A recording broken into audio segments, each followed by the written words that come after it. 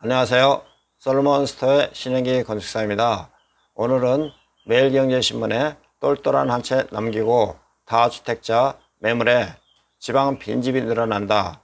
이선희 박윤혜 기자님과 에너지 시장이 주택시장을 닮아가고 있다. 한국경제신문의 박주현 교수님의 기고를 같이 보도록 하겠습니다. 똘똘한 한 채 남기고 다주택자 매물에 지방 빈집 늘어난다. 신축 아파트 입지율도 뚝 떨어지고 대출 한도 축소 등 규제 강화로 잔금 못 챙긴 입지 예정자 많아 지방 중소도시 특히 심각합니다. 법인 매물 임대 수요가 감소되고 마이너스 분양권도 속출되고 있으며 지난 3년간 정부 규제가 잇따르면서 최근 입주자가 진행되는 일부 단지 중 수분양자들이 기존 집 처분이 지연되거나 대출 규제로 잔금을 치르지 못하는 등 입지율이 떨어지는 상황이 발생되고 있습니다.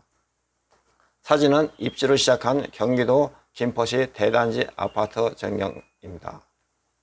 경남 사천 K아파트는 6월 말부터 입주를 시작했지만 아직 텅텅 비어있는 집이 많습니다. 관리사무소에 따르면 입주기간이 8월 말까지 입주율은 36%에 불과하며 분양권은 마이너스 프리미엄이 붙었으며 예를 들어 전용 59제곱미터형은 분양가보다 3천만 원 빠진 1억 4천만 원대에 거래되고 있으며 인근 중개업소 관계자는 소형 평형의 경우 투자자가 많이 구입해 전세가 많이 나오고 있다고 합니다. 빈 아파트가 되지 않게 전세가를 낮춰주면서 세입자를 구하고 있는 실정이라고 말했습니다. 규제지역을 확대한 6.17 대책과 취득세, 양도세, 재산세 등을 강화한 7월 10일 대책으로 지방아파트 입주자의 비상이 걸렸습니다. 대출 계획이 어그러지거나 부동산 경기 위축으로 기존 집이 안 팔리면서 새 아파트 입주를 계획했던 사람들이 입주를 포기하는 사례가 속출하고 있고 외지 투자자와 법인 수요가 많았던 지방 아파트는 직격탄을 맞고 있습니다. 분양가보다 손해를 보고 입주권을 던지는 마피도 늘어나고 있으며 서울 부동산을 잡기 위한 정부의 고강도 규제에 오히려 지방 부동산 시장이 냉각되면서 양극화가 심화되는 모습입니다. 13일 주택산업연구원의 7월 입주 경기 실사지수 HOSI에 따르면 연이은 정부 규제와 코로나19 장기화 영향으로 전국의 입주율이 81.6%로 전달보다 4.1포인트 하락하였습니다. 입주율 하락은 물량이 적은 제주를 빼고 전국적으로 나타났지만 지방이 제일 심각합니다. 강원권은 6월 84%에서 지난달 74%로 대구, 부산, 경상권은 6월 84%에서 지난달 79%로 인천, 경기권은 6월 입지율 91%에서 지난달 88%로 입지율이 내려앉았습니다. 주산연은 분양권 소유자가 잔금까지 납부를 완료한 경우를 입주 실적으로 보고 한국주택협회, 대한주택건설협회 소속 회원사 500여 곳을 대상으로 해당 시기 입주 실적을 조사하였습니다. 건설사들은 기존 주택 매각 지연 35%와 잔금 대출 미확보 33.3%, 세입자 미확보 20%, 분양권 매도 지연 등의 이유로 입주율이 하락했다고 하였습니다. 박홍철 주산연 책임연구원은 기존의 잔금 대출 미확보는 미입주 사유 중 20%였는데 지난달에 30%로 크게 늘었으며 대출 규제가 영향을 미친 것으로 보인다고 하였습니다. 전세자금 대출 강화, 규제지역 확대로 인한 주택담보대출 비율, LTV, 축소 등이 영향을 미쳤다는 설명이며 인천 송도 L아파트 분양권을 소유한 김모 씨는 가족, 친척들에게 새 집으로 초대하겠다고 자랑했는데 6월 17일 대책으로 입주 계획이 어그러졌다며 씁쓸해하였습니다. 2230가구 규모인 이 아파트는 이달 입주를 시작했으며 그러나 6월 17일 대책으로 송도가 속한 인천 연수구가 투기 과열지구로 지정되면서 입주를 계획한 사람들이 자금을 마련하지 못해 입주를 포기하고 분양권을 던지는 사례도 나오고 있습니다. 작은 빌라를 소유한 김 씨는 6월 17일 대책으로 1년 안에 무조건 팔라고 하는데 그럼 안 팔리는 빌라를 반값에라도 팔라는 뜻인가 라면서 전세를 놓아야 하나 그냥 분양권을 매도해야 하나 고민 중이라고 하였습니다. 특히 다주택자를 규제하는 정책이 연이어 쏟아지면서 오히려 유타는 지방 아파트들이 맡고 있습니다. 노영민 비서실장 등 청와대 참모를 비롯한 고위 관료들이 주택 매각 사례에서 보듯이 다주택자들은 서울 아파트를 팔지 않고 지방 아파트를 먼저 매각하기 때문에 정부 규제가 오히려 정면으로 지방의 집 소유자를 겨냥한 셈이 되었다고 합니다. 지방 중소도시에서는 기존 집이 팔리지 않거나 세입자를 구하지 못하거나 분양권이 안 팔려서 입주를 못하는 사례가 많다는 게 주산연의 설명입니다. 경북 칠곡 S아파트 999가구도 9월 입주 마감인데 매물이 쌓이고 있으며 이곳은 전용 59제곱미터가 마피 2,500만 원에 거래되고 있습니다. 인근 공인중개업소 관계자는 잔금을 마련하지 못하고 급하게 던진 매물이 두 곳이 있으며 마이너스 2천만 원으로 매물을 내놨습니다. 2016년 말 분양 당시 완판됐던 경남 창원시 H아파트는 6월 말로 입주 지정 기간이 끝났지만 입주율이 74% 수준입니다. 인근 중개업소 관계자에 따르면 법인들이 지난 5월까지 활발히 매입했는데 6월 17일 대책 이후 법인에 대한 규제가 강화되면서 집을 팔지 전세를 놓을지 고민 중인 것 같다고 하였습니다.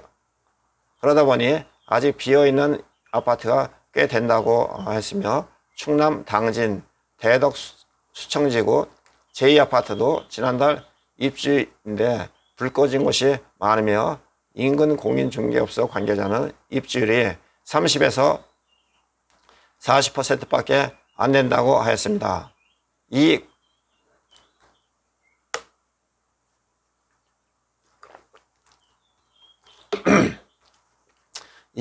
관계자는 규제가 너무 심해서 마이너스 매물이 나오고 외지 투자자들이 붙지 않아서 매물 소진이 느리다고 하였으며 주산연은 추가 정부 규제가 계속해서 이어지면 입주 경기가 악화되는 만큼 건설사들이 입주 현황에 대한 집중적인 모니터링이 필요하다고 당부하였습니다. 고준석 동국대 겸임교수는 이번에 법인과 다주택자에 대한 규제가 강화되면서 잔금을 마련하지 못한 계약자들이 급하게 아파트를 처분하거나 전세를 싸게 내놓으면 유동성 확보에 나서고 있다며 그럼에도 매수 희망자나 세입자가 나타나지 않으면 지방 아파트 위주로 집값 하락이 본격화할 수 있다고 하였습니다. 박홍철 주산연 책임연구원은 미입주가 발생하면 건설사들이 자금 수급도 어려워지기 때문에 입주율 하락은 건설 산업에 큰 타격이 될 것이라고 하였습니다. 에너지 시장이 주택 시장 닮아가고 있다고 내용을 한번 보도록 하겠습니다. 전력 수요 가소평가한 탈원전 수요 억제하고 공급엔 소극적인 주택 시장의 실패와 비슷한 흐름, 전력 소비가 예상보다 크게 늘면 고밀도 에너지 원전 역할 절대적 더 이상 탈원전 고집해서는 안 된다고 박주원 동덕여대 경제학과 교수가 말씀하였습니다. 주택시장을 둘러싼 논란이 세간을 달구고 있으며 집값이 너무 빠르게 많이 올랐습니다. 22차례인지 4차례인지 모르겠지만 국민이 느끼는 부동산 대책은 거의 매일 한 달 나오는 것 같아 어지럽기만 합니다. 대책이 나올 때마다 주택시장을 옥죄는 새로운 규제가 추가되며 규제의 강도는 매번 역대급입니다. 그래도 여전히 집값은 잡히지 않으며 집에 대한 초과 수요가 근본적으로 제거되지 않기 때문입니다. 처방은 간단합니다. 공급을 늘리거나 수요를 줄이면 해결이 됩니다. 이번 정부는 100%에 가까운 주택보급률을 근거로 공급은 충분한데 투기 수요 등 가수요 때문에 집값이 오른다고 진단했습니다. 당연히 공급을 늘리지 않고 수요 억제만 매달렸으며 재건축, 재개발을 제한했고 수요를 때려잡기 위해 보유세와 거래세를 모두 인상했습니다. 그러나 완전히 빗나간 진단과 처방이 되었으며 현실은 1인 가구를 비롯한 소규모 가구 수 증가와 주거 환경 개선 욕구가 맞물리며 양질의 소형 수요가 서울을 중심으로 꾸준히 증가하고 있습니다. 택지 공급의 한계가 뚜렷한 서울에선 저밀도 주거지를 고밀도로 개발하는 방법 외에는 공급을 늘릴 방안이 마땅치 않으며 그런데도 정부는 재건축, 재개발을 제한했고 서울시는 기존 건물을 제대로 보존하는 저밀도 개발 방식을 고집했으니 주택가격 폭등은 어쩌면 당연한 결과입니다. 그런데 전력시장이 주택시장의 실패를 너무도 닮아가고 있는 것 같아 걱정이 앞선다고 하였으며 문재인 정부의 대표적 전력시장 정책인 탈원전, 탈석탄, 신재생에너지 확대는 완만한 전력 수요 증가 추세를 가정하고 적극적인 수요 관리를 통해 실제 전력 수요를 크게 증가시키지 않는다는 전제에서 출발합니다.